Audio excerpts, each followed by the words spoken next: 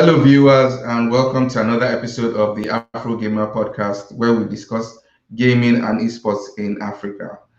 Today, we do have a guest in our midst.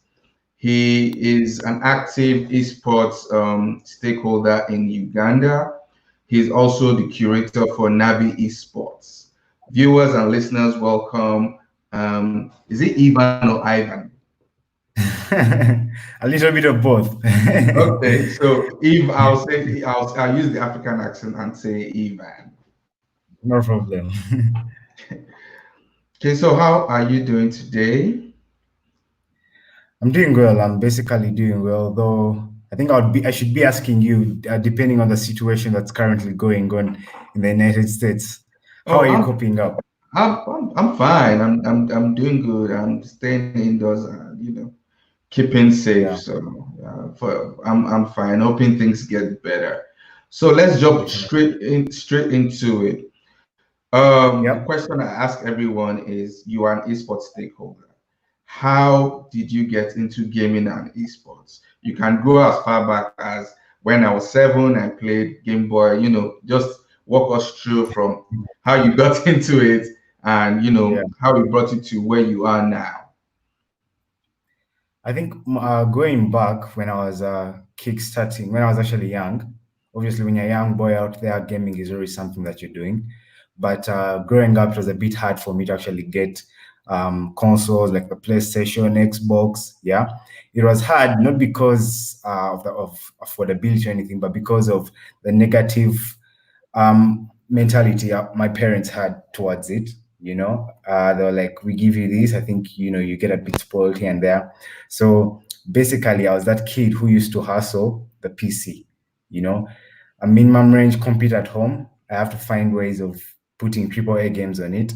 So it gave me a bit of the IT knowledge that I know, because I had to find out of coming up with like various solutions like DirectX and working on the RAM and the refresh rates for the monitor. So it really gave me so much knowledge. It was, I think, a learning process. Whenever I look back, I always thank my parents for not buying me that PlayStation and not buying me that Xbox, because it kind of made me who I am in terms of my careers and the tech IT knowledge that I have, and basically my appreciation and love for IT. So that is how Fight all started. So when obviously when you're trying to like get your way out of working with a PC that's not a gaming PC, it gets a bit hard, but you do Mm-hmm. learn a few things. Yeah. So since it was a bit hard for me, I kind of gave up on it towards my high school. Like during my high school period, I played so much when I was a bit younger, but during high school, I kind of switched off a bit and went into that life of a teenage boy trying to do this and that. So moving forward and finishing now, actually mid my high school, that is when I started trying to find out what I can actually do for myself, trying to find a bit of self-awareness and see what I can do with the few skills that I have at hand. So I went to partner with a few friends of mine, and we went deeply into sports. I was in a sports-oriented school, so sports was a major thing. So what we did, we formed a brand called MIA. MIA in full was Men in Action. So the Okay. purpose for Men in Action was basically, it was actually for a traditional sport called rugby. So that was what we were doing. We would like have rugby events, would have a few teams here and there, do a bit of sponsorships. But the main goal for MIA was to basically use sports to change the world, to transform the world and put a smile on a few people, in terms of donations and a bit of charity here and there. So I did get to do that. But through that whole process, I was basically just finding myself and seeing what I can do within society and basically do for my life and my future. So with MIA going strong, finishing up like my last year of high school, I was going deep, but I was really determined to go deep into rugby in Uganda and see how I can basically grow that. But Okay. moving into the rugby industry became a bit hard, because being my age and this industry already having the union and the federations formed, it was a bit hard for a person my age to have a bit of influence. So I couldn't do much. There were very many barriers ahead of me. So the best I could do was look out for something I could go into, I could get involved into, and actually be able to grow, because I believe so much in creating, and I wanted to find out of creating a better rugby industry within Uganda, and finding out of, making it have an impact, let it do something within the country. But I didn't go so much with it, but I switched up and went in with esports. I think a bit of research for about a year. Took me about a year to fully make up my mind and say that okay, esports is the journey I'm taking. So within that year of research and a bit of calling in people here and there, esports wasn't a thing here in Uganda at all, and this was just last year. No one knew esports per se. I would say maybe 5% people actually knew what esports was. So there was not much reference. I couldn't call someone up or maybe meet someone up and have that discussion. So the best resource I had was actually the internet. I really spent so many hours going deep into the industry and seeing how it's running. And I think so far so good. That knowledge that I failed to get within, I was able to get from the internet. Then I made up my mind late 2019 to start working on a brand and seeing how I can actually push and where we can actually get. So so that is basically the brief, from a failed passion of promoting rugby, yeah, to me going back and doing looking at what I can actually get deep into and develop and grow, something that is still open for my hands to actually have, that physical, touch on. Finding esports, seeing the gap in Uganda that we have nothing to do with esports. Gaming was happening, but gaming as gaming, but non professional gaming. So came in and gave it a face, giving Uganda a face and making sure that at least what I do every day does not just help Uganda, but can also help Africa in terms of the content we push out, in terms of that's the people relate to. Even being here is me actually trying to see that we can help grow this. Very few people don't get this opportunity, But Mhm. I'd also thank the Afro Gamer for giving us a voice, for getting people out there. And I wouldn't say that a billion people would see it, but the few that will and the numbers will just keep growing. And to me, that's growth. To me, that's growth. And today we put out a post on our Instagram of basically a throwback of where we started and where we are right now. So it's basically we broke it down into a three-phase level. We're working with the fourth level, but right now we're being able to get to that level three aspect of things. And I believe we have shown growth. We have definitely shown growth from where we started. We started with a very humble setup, not much going on, basically a few PlayStations in a very studio box rental room somewhere in a certain suburb here in Kampala, Mukono actually. So, and this was like a village area, like the population there wasn't population for esports. So me coming to the city Kampala, I had to partner with a South African brand called Fast Sports Fusion. It's a sports, I think I would call it a sports facility company. They basically set up sports facilities.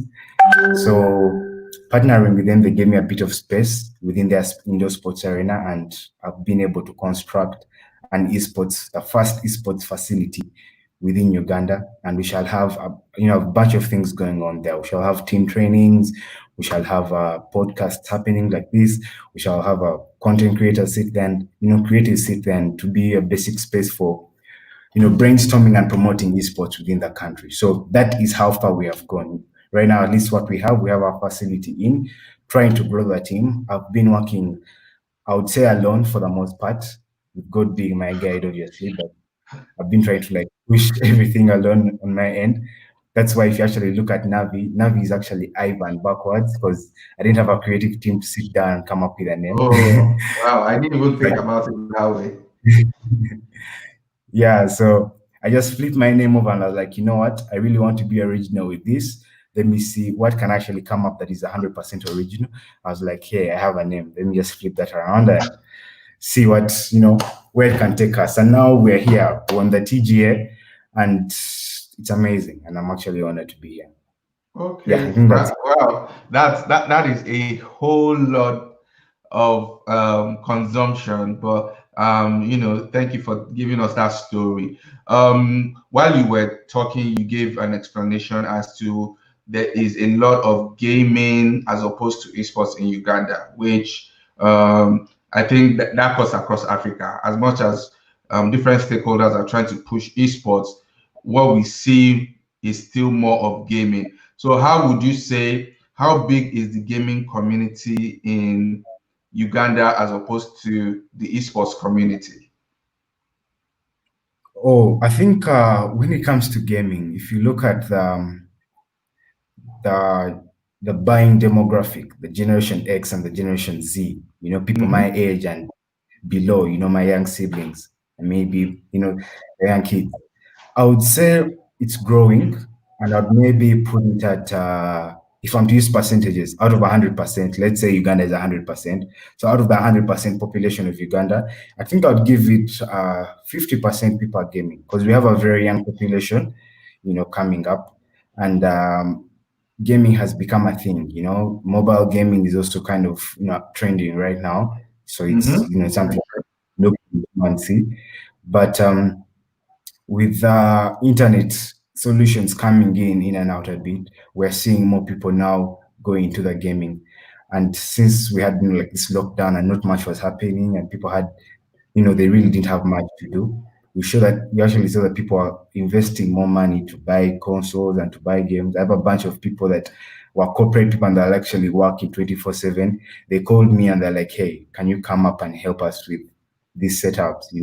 Get us like around some five Xbox, some PlayStations, get us a bunch of games." And so with that, I actually saw that, okay, now this is actually becoming a thing, and I don't expect it to change as much if people are given a reason to, and I'm here to provide that reason so that I can see more people getting into this and finding ways of earning from it and making a living. So I'd rate Okay. that 5%. Yeah. Okay, cool. So, how would you rate esports in Uganda over 10 and esports in Africa over 10? Over 10. Yes, for both Uganda and Africa as a whole. Uganda, I think I'll put it at a 3 out of 10. That's I'd give it generous. a, Yes. yeah, I'd give it a 3 out of 10 because we're not seeing the numbers yet. I can't come out Mm. and tell you, yeah, we have all these, because let's say on our platform I have about I would say, think about one, okay, I would say about 200 esports. I would call them athletes within Uganda, Oh, like on wow. my page. Yeah, I have about 200 of them. Are Then they active? Like active? active, no, the number drops down. But these are people who know what esports is, yeah, Okay. and want to know more. Yeah, and again, it's kind of our reason, kind of actually not our reason, but it's kind of our duty, as an esports brand to give these people reason to get deep into it. It's a role we have to play. We have to actually give them that platform and say, hey, you know what? If you go into this, these are the opportunities for you. So, and when it comes to Africa, I think Africa inclusive South Africa.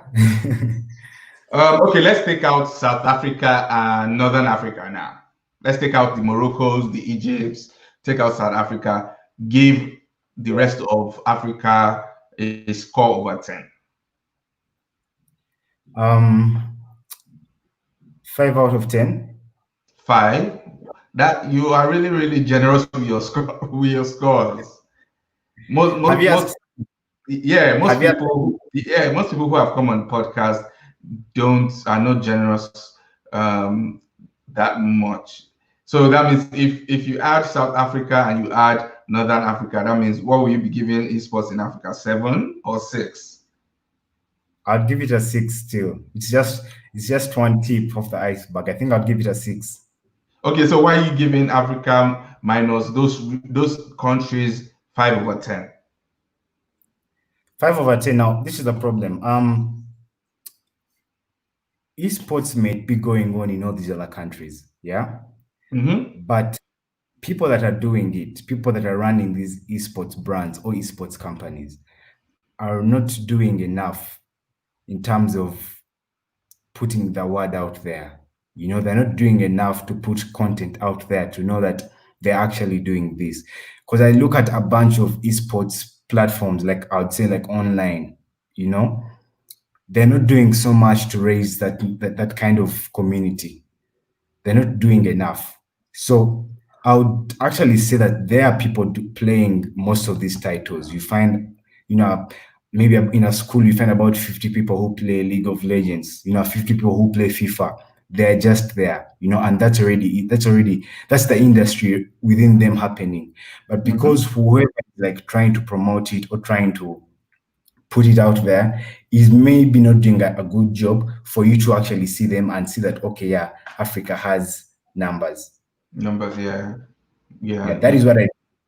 We don't have anything to see, but I believe people are there playing these games because I've actually tried to sweep around various countries within Africa and see what is going on here, what is going on there, and people are actually there. People are actually playing, and people have been reaching out through our social platforms saying, "Hey, can you guys do something here?" Now like Tanzania, it has gamers already that have been reaching out. Tanzanian gamers are reaching out to Uganda. Reason being because there is no one in Tanzania trying to push it. And if they're there, maybe they're not doing it to that level of creating that content that can turn a few heads from all these other African countries. So that's why platforms like the esports, I think, esports African Federation, I think, the Yeah, EFA. Esports. Yeah, Yeah, ESFA. yeah, Yeah, ESFA. Yeah, so they're actually coming together to see that we can get that voice there, but they will also not be able to do so much, because at the end of the day, they're not in all these different countries. They'll be able to do what they can do, form the federation and get us internationally recognized, but the job still lies on us. And I believe one of the powerful tools we can actually maximize is content, and not content specifically for gamers only, not content of gameplay per se, but content of maybe, such. Now, me having this talk with you, this is content, people need to get involved in more of this. Yeah. People need to go do a bit of film around esports, capture, do a bit, basically just do a bit of content creation around the esports industry and what it can do and what it can change. Then that will enable people to actually start seeing, because we can have all these federations happening, but we can never get someone in the UK. You cannot get a publisher like EA to see what's going on in Africa if you do not put out content that can turn their heads. Do you get me there? yeah, I totally understand. I totally get you. It circles back to what you mentioned, and what I totally agree with, that more people are just gaming rather than being like active in esports. Esports is, a wide, it's a wide umbrella. You have Yeah, you can bring in different things into esports. First of all, like you said, content creation. I know most people would come up with the excuse of, hey, because of data, because of internet connectivity, and so on and so forth. But once again, we are in habit of, one, downloading movies. So if you yeah, can download, that means you can upload. Fine, I get it that you cannot play online and stream online at the same time. But back to creating content, if it's mobile gaming or PC, you can record your screen. That isn't taking your data, is it?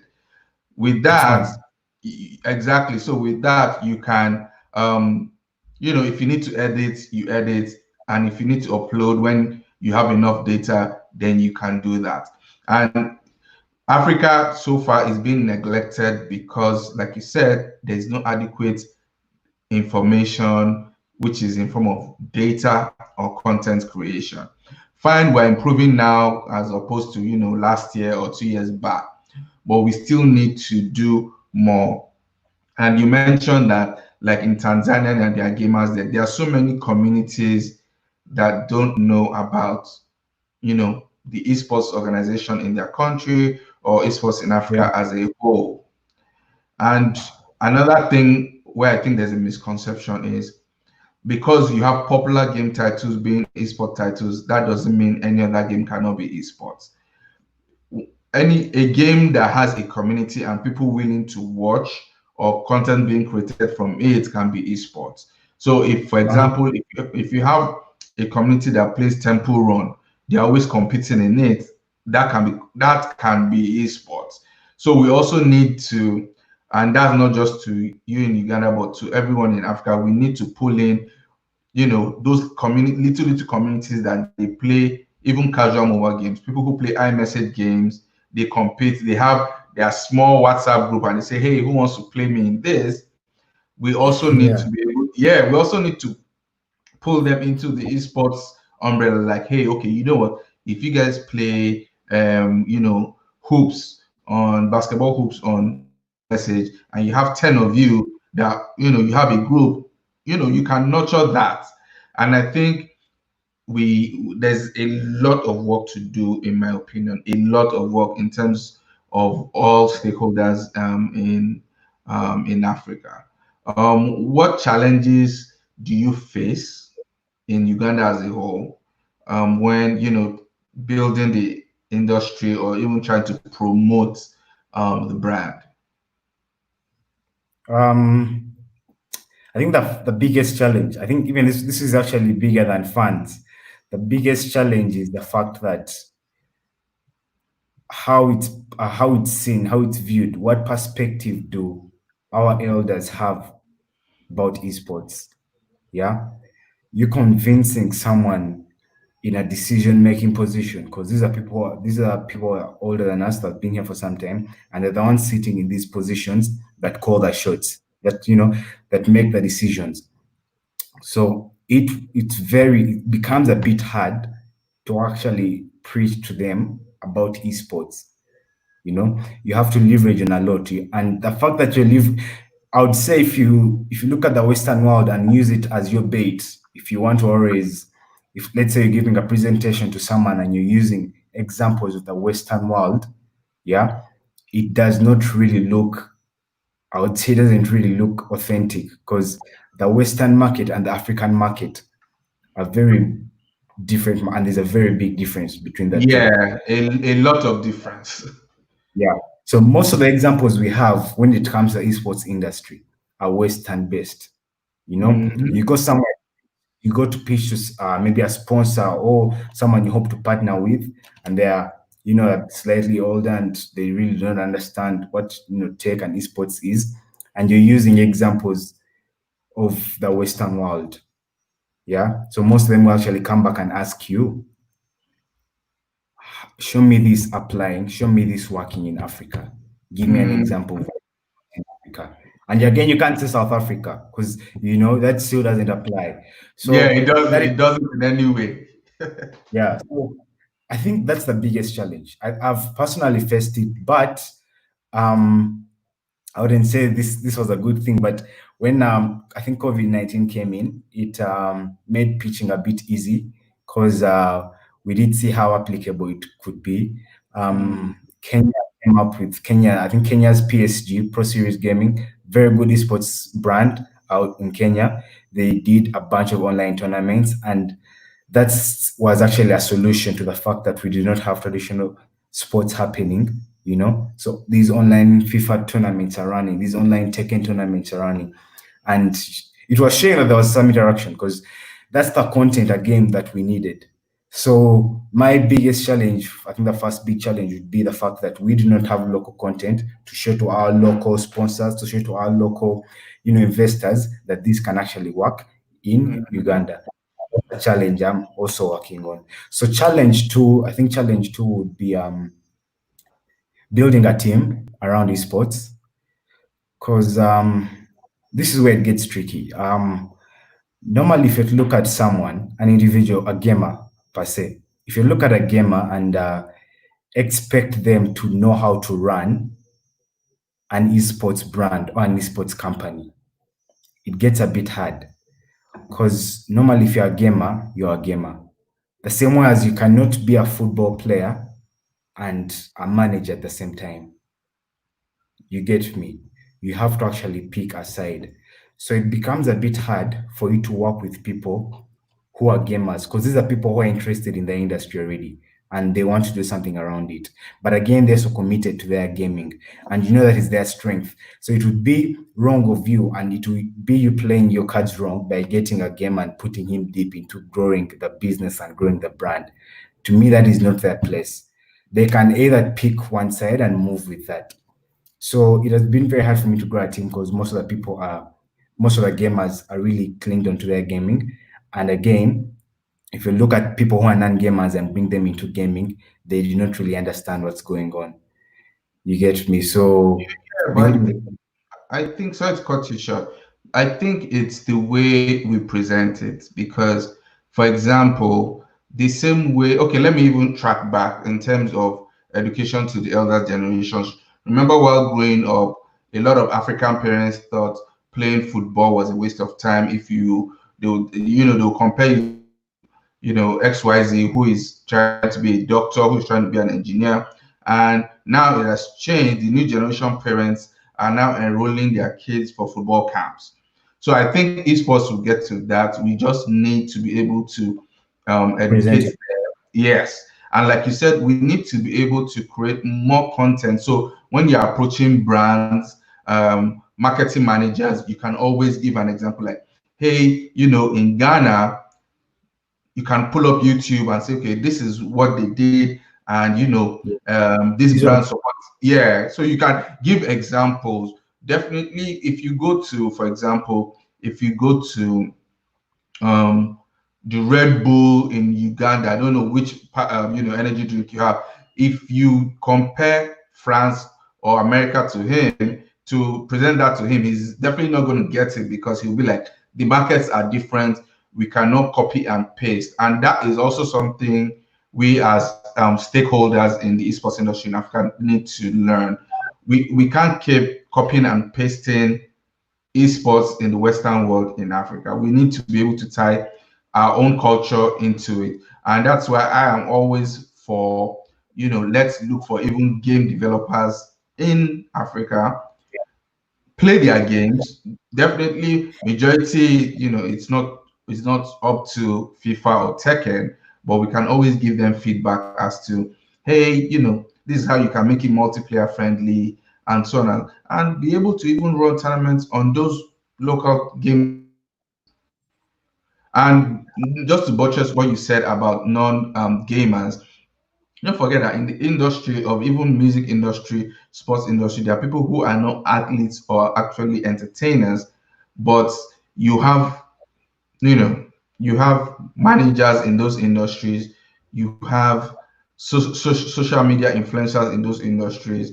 So I think yeah, we also need to educate our age demographics also. So if, for example, if there is a lady who is a social media who tweets a lot in Uganda and a lot of people like connect with her, you can bring her into esports and like, okay, fine. You don't necessarily have to know how to play a game, but you can keep tweeting about yeah, esports Uganda, Navi esports, and engaging people in what's it called in Uganda. And let's be honest, everyone, even if they are not playing PlayStation, Xbox, PC, Nintendo Switch, they have at least one game on their mobile phone, even if it's Candy Crush.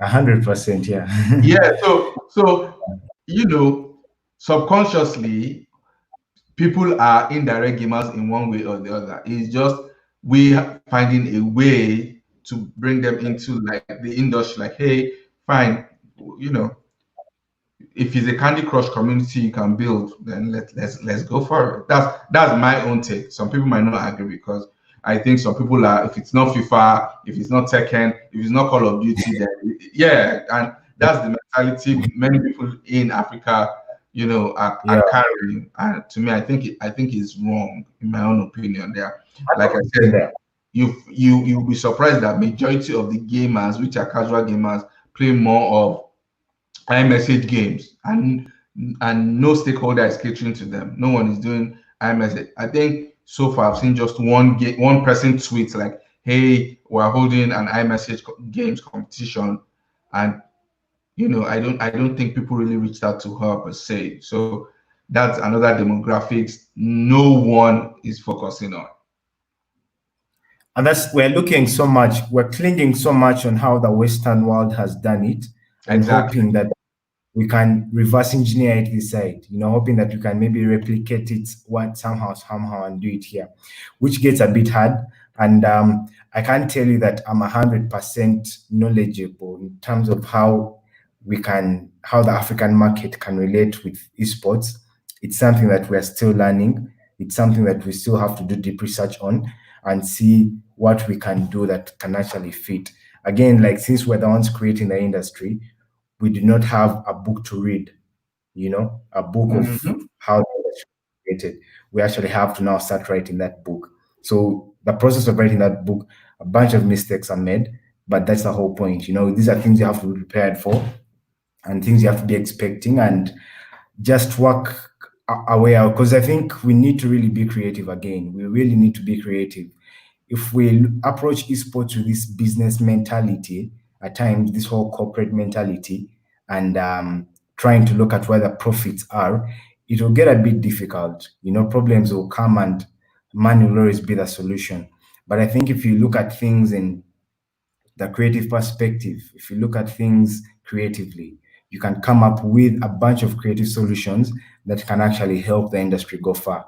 Because money is something that is not in abundance. We don't have a lot of that. So the best we can actually do is rely on our creativity and rely on the creative teams you can have, bring them together and actually come up with some of these solutions. I believe most of these industries are all created out of money wasn't always there. People just had to Hmm. get creative what they are putting out, get creative with their content, get creative with their agenda, get basically just get creative with how they're running whatever they're doing and whatever they're actually trying to put across. So we need to work on our creativity. We Yeah. cannot get through the the corporate way of handling things because I wouldn't say it's a business per se. It can only be a business if you're found of properly establishing it. But you establishing it, you're actually trying to draw it, you drawing that board, you need to actually use a bit of creativity involved. Yeah, I'm happy you mentioned money because I think another misconception in Africa is majority of people when they are trying to sell it to people, they Yeah. say, "Oh, you can make money from it." That's always the pitch first, like, "Oh, you can make money from it." Fine, we understand you can make money from it, but there is a process to this thing. You can't just start to. It's not like a poultry business where you invest in three You chickens and it buy starts. Exactly. And I think yeah. that's where a lot of people are missing it, whereby it has eaten so deep that, for example, if you say you're hosting a Call of Duty mobile tournament, some people are already asking you, what is the prize money? Cash And prize, yeah. yeah, and if you look at it, these gamers are not even in the amateur category, talk more of a professional gamer. They already say, what is the prize money? And I always use this example. I always use this example. I said LeBron James, Michael Jordan, C. Ronaldo, Messi, they did not get into the sports they are in or become great because of money. It was passion for it first. So you have to grow that passion. I know, once again, you have to put the African culture into it. We're all about money, how we can quickly make money and all. No, that's a fact. But now we need to, the story of the fish. We need to show people how to fish rather than give them the fish. Still Mm. comes back to you play games randomly. Why don't you create content? Yeah, why don't you, man? You have the Yeah, time, you can actually do something around the content. And exactly. going back to money, by the way, so I had a team at first, and these guys were like, "So what's the investment? What should we put in, to get back?" Then I told them, when you give into esports, when you give into esports, I told them now basically like Navi. I gave them a projection of around 10 years for us to actually start making some good money. And most of them were like, that can't work for me. So because they saw the ads and Forbes was coming out. Esports is a multi-billion industry projected by 2019, blah blah blah. Then they're like, hey man, this must have some good money. So they started calling me, yo, how can we do this? How can we do that? And I told them when it comes to Uganda, you have to give us about 10 more years. And that is if we have done our best, because I don't know if we shall even make it to the 10, you know. And they were like, okay, now that can't work for us. We're sorry. So that is something they do not see because it's working there and the money and the infrastructure they have. We can't just dump that here and have the same thing. But Yeah, it's but really interesting. Yeah, yeah, but another thing is if you look at the likes of Ninja, yeah, all these streamers, content creators, people who have even won tournaments, have collected $6 million and co. They didn't start. They were not. They didn't start gaming last year or 2 years ago. They yeah. have they have been grinding for a while, a long while, and it's the law of any successful brand, any successful person. You would have to grind. There has to be track record of what you have done. Not, oh, I just started last year and I'm boom, I'm $1 million richer from esports.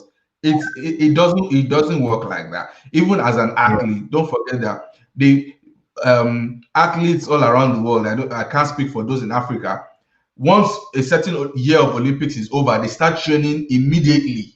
They don't wait to, Just go back, yeah, they enjoy that. start training. Exactly. They may go on vacation for maybe 3 months, but once even 3 months is too much, they're back at it. They're dieting, they're working out because they want gold, they want those medals, and also Yeah, it does not work like that. We in Africa were just all about instant. We want it to happen instantly. So once you give a projection like trying to build the brand, you give them 3 years, 5 years, 7 years, 10 years, they're like looking like, nah, this, like you said, yeah. this will not work. But once again, when esports actually explodes in Africa and you see, Navi esports, you see different names, you will now find out that they have actually been there grinding. They didn't just spring up. And I think we need to cultivate. That's one habit we need to cultivate. Um, Definitely.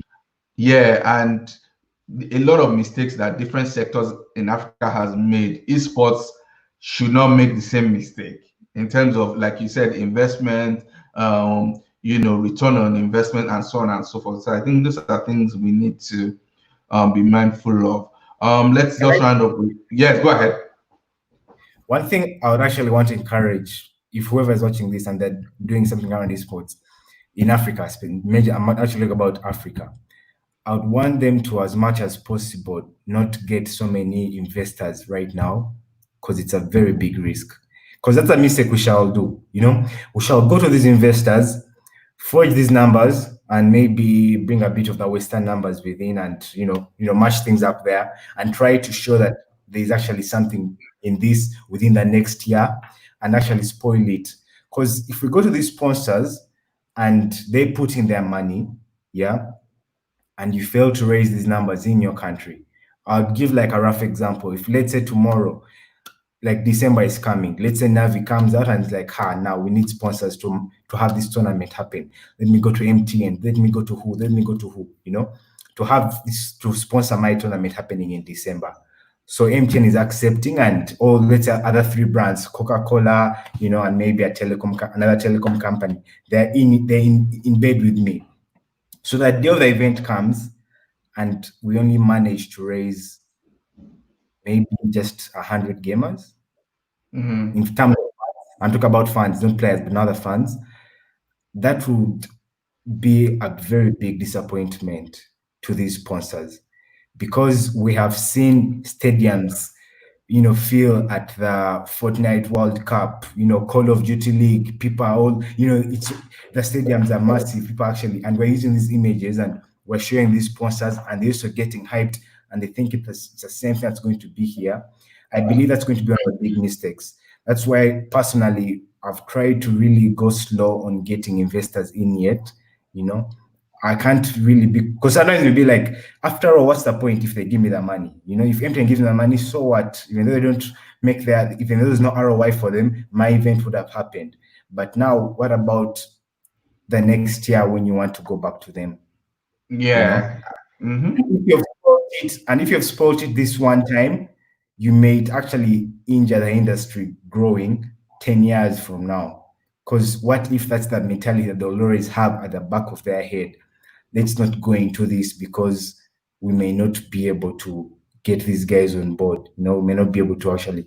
So that's just a tip. We need to get our facts straight before we go look for money for the industry. And I remember you gave me when we were talking last time about something, and you've given me a very good example that I actually liked. I don't think I should say it since we're live now, but I think you gave a point about if anyone is to do sponsorships in the esports industry, the best they can actually do is at least give some sort of not that kind of sponsorship that involves money and all that. Find another way that does not strain your sponsor so much for them to actually have a negative perspective about the industry moving forward. Because you can just start small. The fact that we're also starting small as brands, let's also encourage these sponsors we're going to start small. Even though MTN does what it can do and gives you its name that, hey, you can have us as one of your sponsors, and maybe we can maybe just give data or something. That can actually work. Then you go in there and telling MTN Yeah. offer a cut of some dollars here and there, because it will not look legit. They may not get what they want. I'm not yet confident that we can raise a big number of people coming in over a short period of time. I don't believe we're that yet, even as a country. I don't believe I can come out tomorrow and tell people, hey, esports this, and I'm able to raise 1,000 people coming.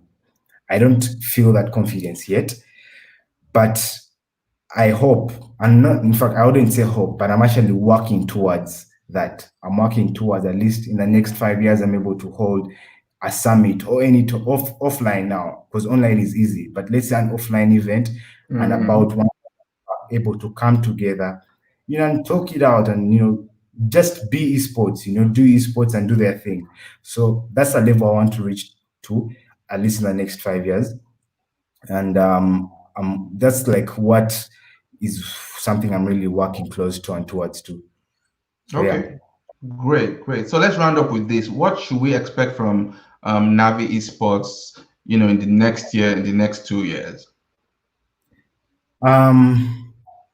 Like I think I mentioned the word content so much during the Yeah. talk. Yeah, but content is king now. Everybody wants to consume content in one way or the other. So you are on Let the me right path. about that. So basically, as a brand, I don't call ourselves a company, first of all, because this is not a company yet. For you to run your company, for you to say a company, you have to have some kind of business model. Yeah.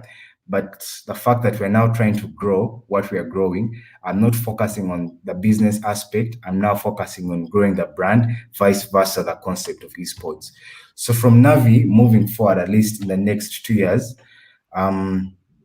we hope one to have kickstarted a local federation, an esports federation in Uganda, because currently we do not have any happening. I've been in talks with a few people from the few government bodies.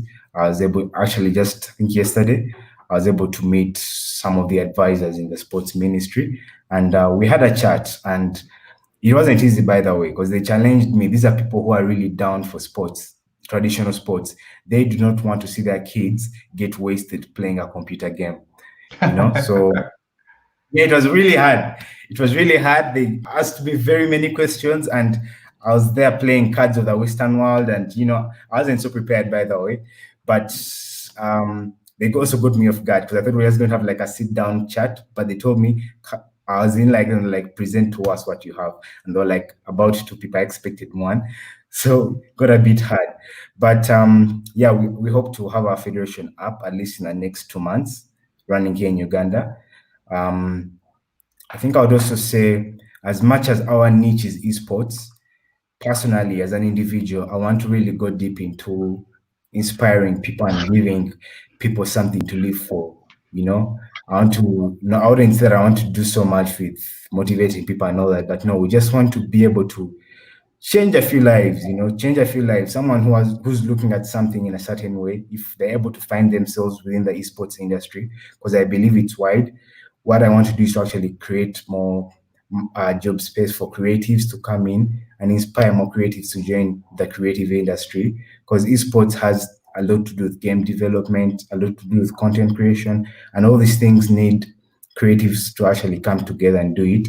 So one of my main focus like points for these two months, I would say I really want to build the face of esports in Uganda, but not just push it as far as Africa, but push it as far as Europe and wherever. I want to give it that premium face. Normally, when we're in Africa, we did not focus so much on our brands. Again, we focus so much on where's the money coming in. So we did not invest so much time in how we are looking, how we are publicized, what type of content we're putting out there, what perception people have about us. So as a brand, that is something I want to change. And basically for the esport, that's how I basically want to start. I want to put it out there that we are a premium brand in Africa, trying to do something new, but trying to do it the best way we can, because at the end of the day, we need to turn these heads. We need to turn heads of people like you in the United States. We need you people to look down to us and say, okay, there's something going on within Africa. So yeah, we're going to be that voice. I'm championing this 100%, and I'm not just looking at Uganda, but I'm looking at Africa as a whole. We are going to be that voice. Even though it has to be us doing it at first, but I believe there are other people who want to do this, and we're also going to do our best to see that we can bring them in and work with them and work with other esports brands in Africa and build something authentic. We don't want to have something plain and something simple. We want to have something that can actually inspire people and also turn a few heads out there. So expect a lot from me in terms of branding, branding esports within Uganda and Africa. That's wonderful. That is wonderful. Yeah. I wish you all the best with that. I hope everything all comes together. If anyone wants to connect with you in Uganda or in Africa as a whole, and you want to either collaborate, how can they contact you?